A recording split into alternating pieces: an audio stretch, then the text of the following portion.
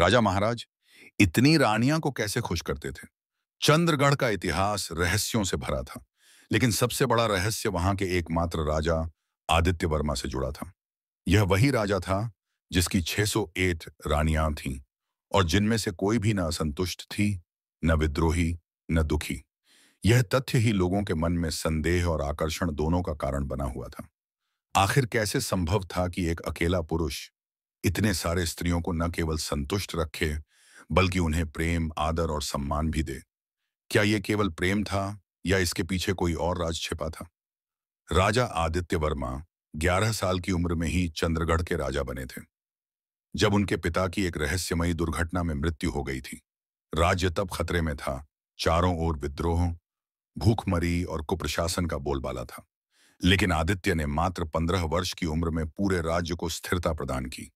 इतने कम उम्र में इतनी सूझबूझ और नेतृत्व क्षमता ने सभी दरबारियों को चौंका दिया। उन्होंने व्यापार, सिंचाई, न्याय व्यवस्था में ऐसे सुधार किए कि चंद्रगढ़ को स्वर्णगढ़ कहकर पुकारा जाने लगा।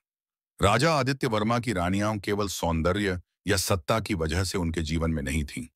वे एक सुनियोजित, उद्देश्यपूर्ण व्यवस्था का हिस्सा थीं। एक ऐसा तंत्र जिसे राजा ने वर्षों में बनाया था। यहाँ कुछ गहरे कारण हैं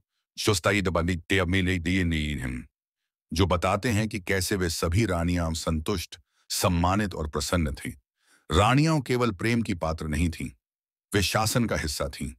राजा ने प्रत्येक रानी को किसी विशेष कार्य या क्षेत्र की जिम्मेदारी दी थी। कोई शिक्षा व्यवस्था की संरक्षिका थी, कोई कृषि व सिंचाई की निरीक्षिका, कुछ युद्ध नीति, आयुर्वेद, हस्तशिल्प, कला और संगीत की विशेषज्ञ, कुछ व्यापारिक समझौते या विदेशी मेहमानों की मेजबानी में माहिर। प्रत्येक रानी को एक पहचान मिली थी, एक भूमिका, एक महत्व। वे केवल रानियां नहीं बल्कि ब्रिज की मंत्रणीय शक्तियां थीं। भावनात्मक और बौद्धिक संबंध को प्राथमिकता दी जाती थी। आदित्य वर्मा ने जान लिया था कि केवल भौतिक प्रेम से कोई रिश्ता गहराता नहीं।